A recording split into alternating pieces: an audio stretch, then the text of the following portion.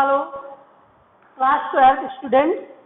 Today's subject is business studies, chapter 2, fundamental principle of management. तो आपके syllabus में 2 जो प्रिंसिपल्स हैं मैनेजमेंट के 2 पर्सन्स के हैं। एक तो है हेनरी थियोल, दूसरा है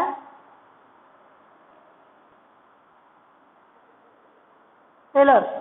ठीक है, आज टुडे मैं आपको एक्सप्लेन करूंगा हेनरी थियोल के बारे में।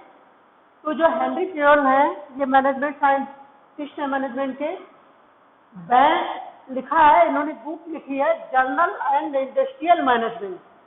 एक बुक इन्होंने प्रिंसिपल ऑफ मैनेजमेंट पे लिखी है जिसका नाम है जर्नल एंड इंडस्ट्रियल मैनेजमेंट, जिसमें उन्होंने 14 प्रिंसिपल्स लिखे हैं। कितने?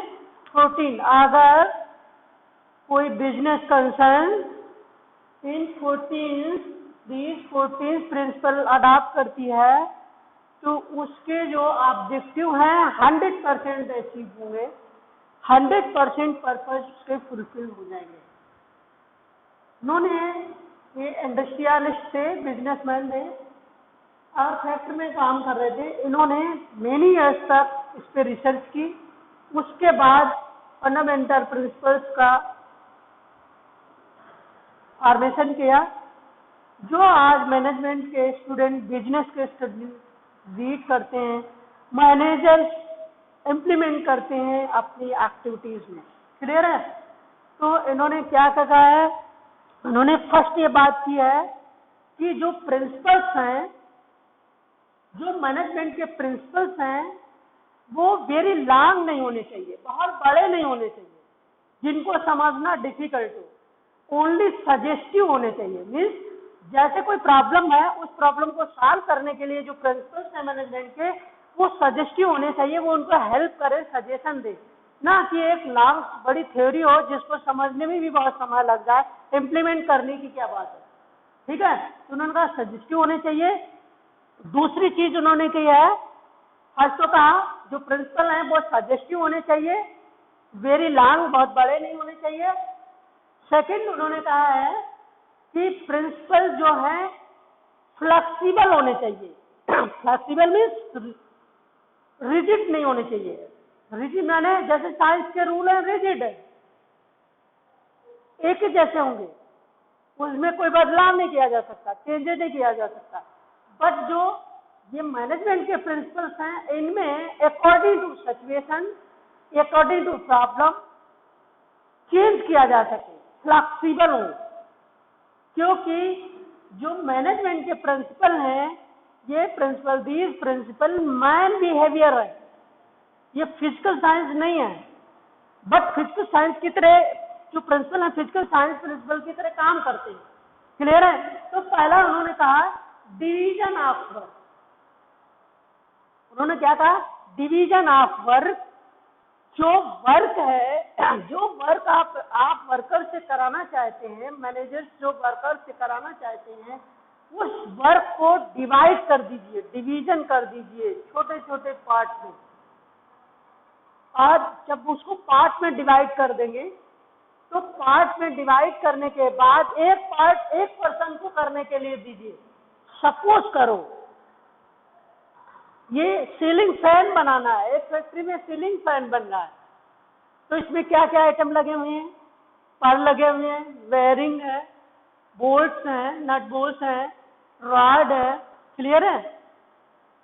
जो आपका कंडेंसर है, ये इतनी सारी चीजें लगी हुई हैं।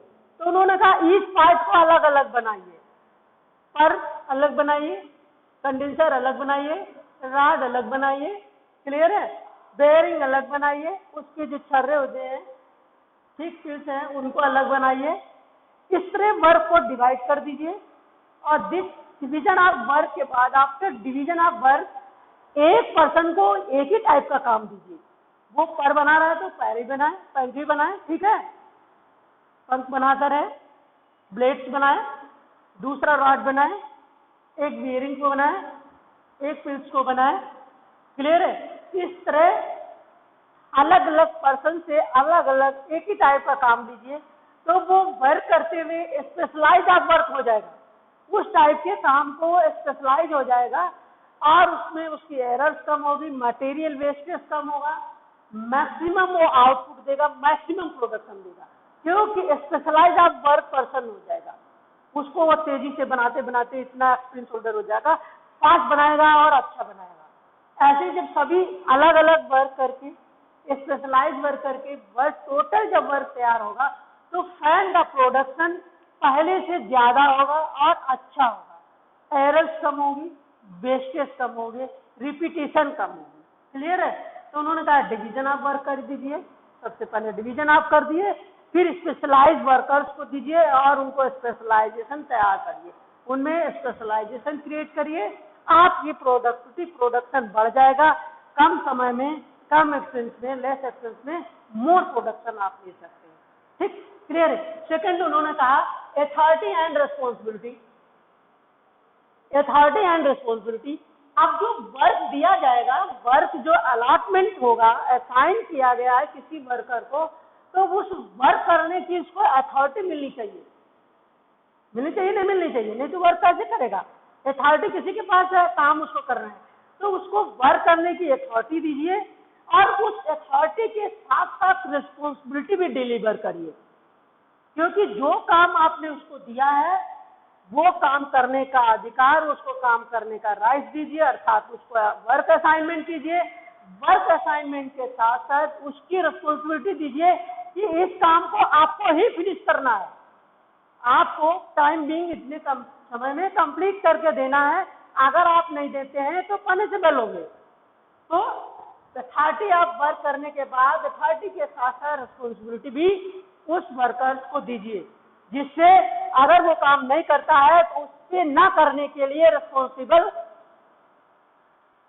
ठहराया जाए, उसको रिस्पॉन्सिबल बनाया जाए। क्यों? आपने काम नहीं किया, ठीक है, जिसके लिए वो रिस्पॉन्सिबल होगा तो फिर वो वर्क करके देगा, टाइमिंग काम करके देगा। क्लियर है? तीसरी चीज है डिसिप्लिन। एनी ऑर्गेनाइजेशन में जो वर्कर्स हैं, तो एवरी ऑर्गेनाइजेशन अपने रूल एंड रेगुलेशन क्रिएट करता है और जो उन वर्कर्स को एडॉप्ट करनी होगी। जो वर्कर्स असाइनमेंट एग्रीमेंट हुआ है एम्प्लॉय के साथ, उसने जो अपने काम में जो एग्रीमेंट किया कि हम इतना काम ऐसे करेंगे, उसको पूरा करें।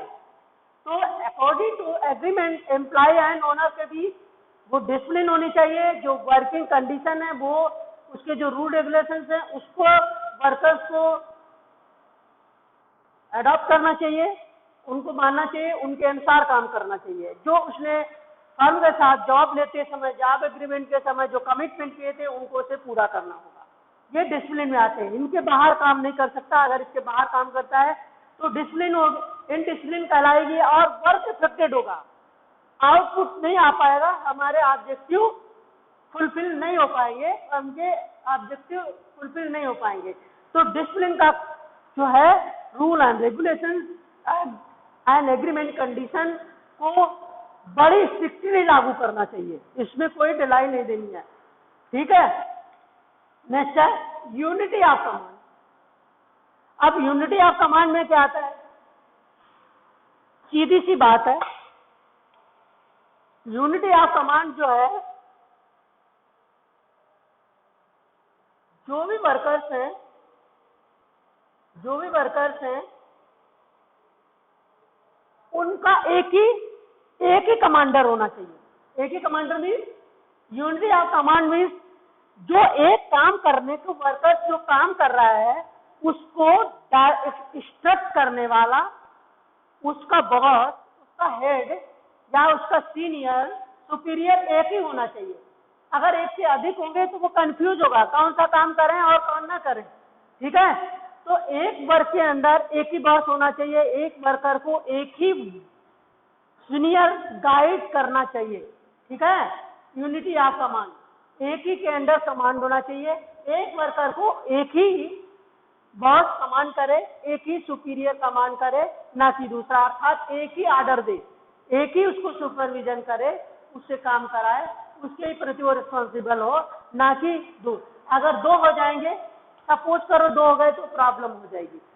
दो हो गए, दो बॉस हैं, क्लियर है, ये तो बराबर के हैं, ये वर्कर है, इसको ये भी इंस्ट्रक्शन दे रहा है, ये भी दे रहा है, ये वर्कर्स है, ये भी दे रहा है, ये भी दे रहा है, सभी दे रहे हैं ना, तो इस तरह वो किसके ऑर्डर को माने, कंफ्यूज रहेगा और वर्क इफेक्टेड होगा, प्रोडक्शन रिड्यूस होगा, वेस्टेज बढ़ेगा।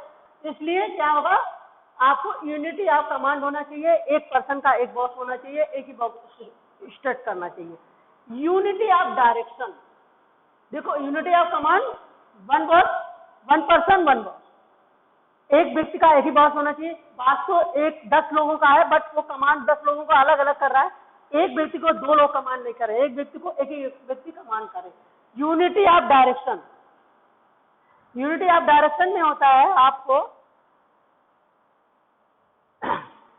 काम जो है, यूनिटी ऑफ डायरेक्शन में एक व्यक्ति एक ही टाइप का काम कर रहा है। सपोज करो यूनिट, कोई ऑटोमोबाइल कंपनी या कंपनीज होती है, उनमें 2 काम हो रहे थे, स्कूटर भी बन रहा, कार भी बन रही है। तो कार को बनाने के लिए एक टाइप के लोग लगे हों, उसकी मार्केट अलग है, उसका बनाने का अलग है, और स्कूटर को बनाने के लिए, स्कूटी को बनाने के लिए अलग बॉस और अलग वर्कर्स होने चाहिए। Unity of direction according to production, according to production man power को, ह्यूमन रिसोर्सेज को एंगेज करना चाहिए, मिक्सअप नहीं होना चाहिए। क्लियर है, जिससे प्रोडक्शन हायर होगा, वो आसानी से हैंडल कर रहा है। अब वो कार डिवीजन को भी देख रहा है, स्कूटर डिवीजन को भी देख रहा है, स्कूटर डिवीजन की अलग वर्किंग शैली है और कार डिवीजन की अलग शैली है। तो कार डिवीजन का मैनेजर से एक होना चाहिए, उसके अंडर वर्कर्स दूसरे होने चाहिए, और स्कूटर के साथ, तो यूनिटी ऑफ डायरेक्शन होगी। 5वां, 6वां होता है subordination of individual interest to general interest. जो लोगों के व्यक्तिगत इंटरेस्ट हैं, समझ गए, व्यक्तिगत इंटरेस्ट और जनरल इंटरेस्ट। व्यक्तिगत इंटरेस्ट रिस्पॉन्सिबल होना चाहिए ऑर्गेनाइजेशनल इंटरेस्ट में, उसका अपना व्यक्तिगत इंटरेस्ट नहीं होना चाहिए। है फर्म के अंदर आप काम कर रहे हैं तो आपको सैलरी मिल रही है, इंडिविजुअल इंटरेस्ट है, क्योंकि वेतन मिल रहा है, ज्यादा घंटे काम करेंगे ज्यादा पैसा मिलेगा, बट आपको ज्यादा सैलरी मिलेगी, ओवर टाइम करेंगे तो अधिक मिलेगा। बट उसमें है क्या, आप वर्क कर रहे हैं तो जो पर्पज है, ऑर्गेनाइजेशन का पर्पज भी तो फुलफिल हो रहा है। तो ऑर्गेनाइजेशन के पर्पज के साथ ही इंडिविजुअल का भी पर्पज होना चाहिए। अपना पर्पज सॉल्व करने के लिए ऑर्गेनाइजेशन जो है पर्पज को इग्नोर नहीं किया जा सकता। सपोज करिए एक व्यक्ति परचेज मैनेजर है और रॉ मटेरियल को परचेज करता है, ठीक है, रॉ मटेरियल परचेज करता है, और उसका एक भाई है या उसका कोई रिलेटिव है या उसकी वाइफ है, वही रॉ मटेरियल सप्लाई करता है और विभिन्न फर्मों को करता है, डिफरेंट मार्केट में कर रहा है। और जब परचेज मैनेजर अपने ही घर के पर्सन से परचेज करने का ऑर्डर देता है, बुक सप्लाई का ऑर्डर देता है दूसरी फर्मों से अधिक रेट पे, दूसरी फर्मों से अधिक रेट पे, फिर भी वो उनसे ही परचेज करता है, तो एक तरह से उसका इंडिविजुअल बेनिफिट हो गया, पैसा तो अर्न होकर उसके घर जाएगा, बट ऑर्गेनाइजेशन लॉस हो जाएगा, ऑर्गेनाइजेशन का नुकसान है। तो ये इंडिविजुअल इंटरेस्ट हो गया, सबऑर्डिनेट का इंडिविजुअल इंटरेस्ट हो गया। ये इंटरेस्ट इंडिविजुअल इंटरेस्ट नहीं होना चाहिए, वो जनरल इंटरेस्ट की बात करेगा, ऑर्गेनाइजेशन इंटरेस्ट की बात करेगा, बाहर की फर्म से खरीदेगा जो लो प्राइस पे उसको गुड्स सप्लाई कर रही है रॉ मटेरियल, उसको वो परचेज करेगा, ना कि अपने फ्रेंड रिलेटिव अपने घर के लोगों से। क्लियर है। नेक्स्ट आता है seven, remuneration to employees. Remuneration to employees, लोगों की सैलरी, जो वर्कर्स हैं उनकी सैलरी सफिशिएंट होनी चाहिए, जिससे उनके रूटीन के वर्क हो सके, रोज के खर्चे हो सके, जिससे वो पूरे खर्चे चल सके, जरूरी जो लाइवलीहुड की जरूरी चीजें हैं वो उसकी सैलरी से फुलफिल हो जाए। नहीं तो वो फुल कंसंट्रेशन से वर्क नहीं करेगा, उसका तो मन लगेगा यहाँ तो मेरा काम सैलरी पूरी नहीं हो रही, मेरे घर के खर्चे पूरे नहीं हो रहे, हमें कोई और नौकरी ढूंढनी होगी जहाँ पे अच्छा सा पैसा मिले। तो वर्क तो कर रहा होगा फैक्ट्री के अंदर, बट उसका मन वहां पे नहीं होगा, मन से पूरा काम नहीं करेगा। और ऑर्गेनाइजेशनल जो है क्या होंगे, जो है ऑर्गेनाइजेशनल जो ऑब्जेक्टिव है वो फुलफिल नहीं हो पाएंगे, अल्टीमेट ऑर्गेनाइजेशन का नुकसान होगा। तो ऑर्गेनाइजेशन अपने एम्प्लॉयज को सफिशिएंट सैलरी दे जिससे उनके रूटीन के एक्सपेंस फुलफिल हो जाएं। अगर ऐसा नहीं होता है तो एम्प्लॉय पूरा फुल एफोर्ट से आउटपुट नहीं कर पाएगा। क्लियर है? तो सैलरी का भी ध्यान रखना चाहिए ऑर्गेनाइजेशन को। इसके बाद नेक्स्ट आता है सेंट्रलाइजेशन एंड डिसेंट्रलाइजेशन। बिजनेस में क्या होता है, ओनर के पास सारी पावर होती है और उस पावर को हम सेंट्रलाइज करते हैं, और जब तक उस पावर को डिसेंट्रलाइज नहीं करेंगे जहां पे जरूरी है, जैसे वर्क फोर्स को अभी आपको बताया गया था अथॉरिटी एंड रिस्पॉन्सिबिलिटी, जो डिवीजन ऑफ वर्क किया गया है, इस वर्क के लिए अगर आप इस अथॉरिटी को आप वर्कर्स को नहीं देंगे, अपने पास सेंट्रलाइज पावर रखेंगे तो वो काम कैसे करेगा? तो अपनी पावर को डिसेंट्रलाइज करिए। कहां पे डिसेंट्रलाइज करिए? जहां पे वर्क करना, डिसीजन करना वहीं पे तुरंत हो। तो वर्कर को वर्क करने की अथॉरिटी दीजिए, उसको रिस्पॉन्सिबिलिटी दीजिए, उस पावर को डिसेंट्रलाइज कीजिए।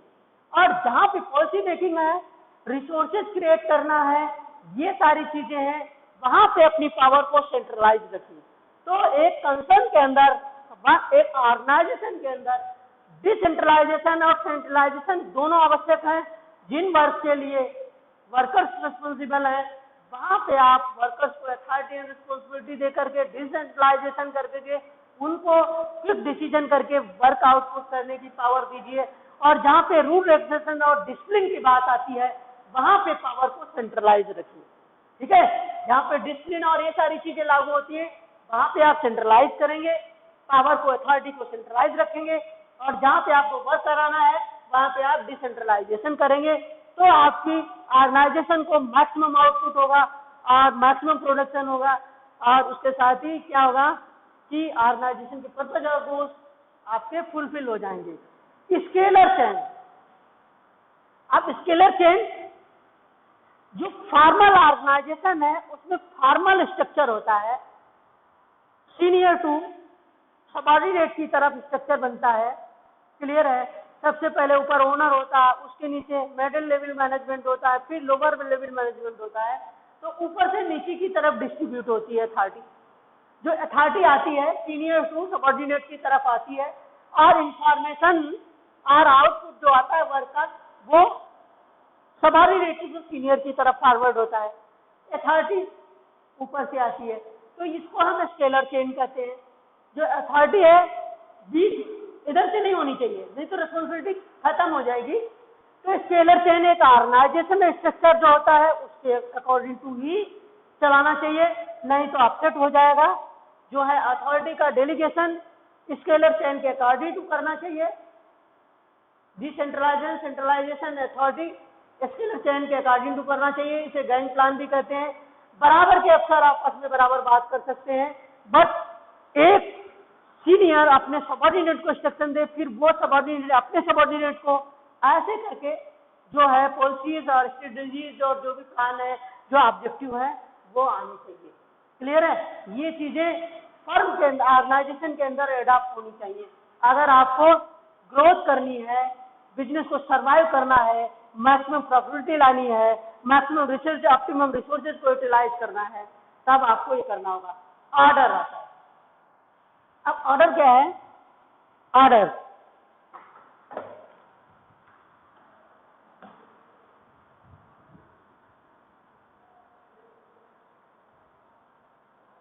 ऑर्डर में ये आता है कि दो टाइप का होता है, एक फिजिकल रिसोर्सेज हैं और दूसरे ऑर्डर में फिजिकल रिसोर्सेज हैं, दूसरे ह्यूमन रिसोर्सेज हैं। क्लियर है?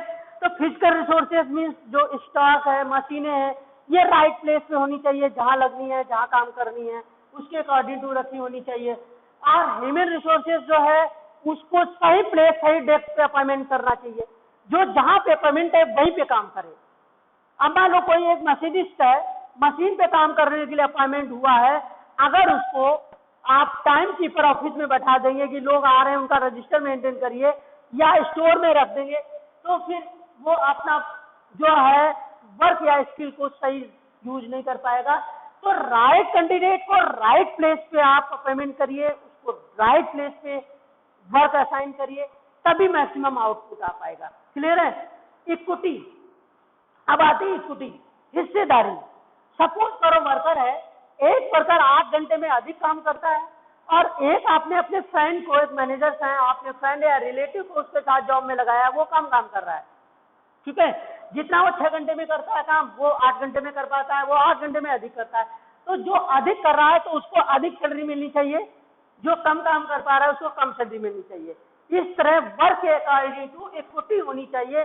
तभी अगर ऐसा नहीं करेंगे तो जो पर्सन ज्यादा काम कर रहा है और बराबर सैलरी पा रहा है कम काम करने, उसका भी मन ऐसा हो जाएगा, वो काम कम करेगा, कहेगा हमें एक्स्ट्रा करने से मिलता है क्या है, जितना ये कर दे उतना करेंगे। तो अल्टीमेट किसका लॉस होगा? ऑर्गेनाइजेशन का लॉस होगा। तो इसलिए ऑर्गेनाइजेशन में भाईबंदी या अपने रिलेटिव का कोई पक्ष नहीं रखना है, अकॉर्डिंग टू वर्क इक्विटी देनी है। जो अच्छा काम कर रहा है उसको अच्छा पैसा मिलना चाहिए, जो कम काम कर रहा है उसको कम करना चाहिए, जिसे अच्छा काम कर रहा है जिसको प्रमोट, इस तरह से इक्विटी होनी चाहिए। वर्क के अकॉर्डिंग टू सैलरी और पार्टिसिपेशन में इक्विटी रखनी चाहिए, ना कि आप अपना कोई भेदभाव करें। No differentiation between employees. Clear है? और वर्कर्स नेक्स्ट आ जाता है 11 12 आइए, स्टेबिलिटी ऑफ पर्सनल। ये क्या है? ये व्यक्ति की जब उसको सारी चीजें मिलेंगी, उसको क्या है, यूनिटी ऑफ कमांड है, व्यक्ति कर रहा है, यूनिटी ऑफ डायरेक्शन, प्रॉपर काम मिल रहा है, इसको प्रॉपर रिम्यूनरेशन मिलेगी, उसको अच्छी से घर के खर्चे सब चल जा रहे हैं, कुछ बचत भी हो जा रही है, तो पर्सनल जो है उसकी स्टेबिलिटी होगी वहां पर। अपनी वो फर्म में पूरा मन लगाएगा, नहीं सोचेगा कि बाहर जाए, अगर हम यहाँ से छोड़ के जाएंगे तो हमारा नुकसान हो जाएगा। ठीक है? तो स्टेबिलिटी ऑफ पर्सनल का ध्यान रखना है, उसकी कुछ बेसिक जरूरतें वो पूरी रखनी है, जिससे वो व्यक्ति ऑर्गेनाइजेशन के प्रति रुका रहे, स्टेबल रहे, ना कि ऑर्गेनाइजेशन को छोड़ के भाग जाए। ऐसे आपको छोड़ता जाएगा, आप नए भर्ती करते जाएंगे, वर्क एफेक्टेड होगा, अल्टीमेट ऑर्गेनाइजेशन लॉस हो जाएगा, ऑब्जेक्टिव फुलफिल नहीं होंगे। क्लियर है? इनिशिएटिव, आप जो काम है इस तरह करेंगे तो इनिशिएटिव जो है आपका, initiative according to this people employees the organisation must be given an opportunity is making the executing plan. अब जो इनिशिएटिव है, जो भी प्लान बन रहे हैं ऑर्गेनाइजेशन के लिए, जो टारगेट सेट किए जा रहे हैं, उसमें जो वर्कर्स हैं, जो एम्प्लॉयज हैं, उनकी एडवाइस को शामिल करिए, उनके सजेशन को लीजिए, उनके सजेशन को इनिशिएट करिए, लागू करिए, उनकी बात को समझिए, क्योंकि काम करते समय उन्हें क्या प्रॉब्लम्स हो रही हैं ये वही अच्छी तरह बता सकते हैं, और उनको रिमूव करके आप ऑर्गेनाइजेशन गोल को, ऑब्जेक्टिव को अचीव कर सकते हैं, फुलफिल कर सकते हैं। क्लियर है? नेक्स्ट आता है स्प्रिट दी कॉस्ट। इस तरह जब ये सारी चीजें रहेंगी तो लोग जो वर्कर्स हैं, वर्कर्स में एक दूसरे के साथ मिल के काम करने की भावना क्रिएट होगी, स्पिरिट क्रिएट होगी, क्योंकि आप इक्विटी रख रहे हैं, आर्डर का यूज कर रहे हैं, स्केलर चैन यूज कर रहे हैं, आप उनके इनिशिएटिव, उनकी एडवाइस को मान रहे हैं, तो जो वर्कर्स हैं, जो एम्प्लॉयज हैं ऑर्गेनाइजेशन के अंदर, वो अपने मैनेजमेंट के साथ स्पिरिट, भावना के साथ काम करेंगे। हम ऑर्गेनाइजेशन के लिए हैं, ऑर्गेनाइजेशन हमारे लिए है। क्लियर है? और इस तरह से सब मिलकर के ऑर्गेनाइजेशन को पोस्ट करते हैं, ऑर्गेनाइजेशन सर्वाइव करता है, ऑर्गेनाइजेशन लॉन्ग टर्म तक चलता है। ये बातें 14 प्रिंसिपल्स हेनरी फ्यूल ने कहा, अगर कोई ऑर्गेनाइजेशन इन 14 प्रिंसिपल को एडॉप्ट करता है तो वो 100% अपने ऑब्जेक्टिव को अचीव करेगा, अपने पर्पस को सॉल्व करेगा और मैक्सिमम सर्वाइव करेगा, ग्रोथ करेगा, मैक्सिमम प्रोबेबिलिटी देगा। यहाँ से कोई इसकी खामियां नहीं रह जाती है। क्लियर है? आपको ये हेनरी फ्यूल के 14 रूल समझ में आ गए होंगे, और इस चैप्टर में क्लोज करता हूँ यहाँ पे। नेक्स्ट डे, नेक्स्ट पीरियड में आपको मैं दूसरे जो है साइंटिफिक मैनेजमेंट के फादर ऑफ साइंटिफिक मैनेजमेंट हैं, Winslow Taylor, Frederick F.W. Taylor है, फ्रेडरिक विंस्लो टेलर के बारे में बताएंगे। ओके।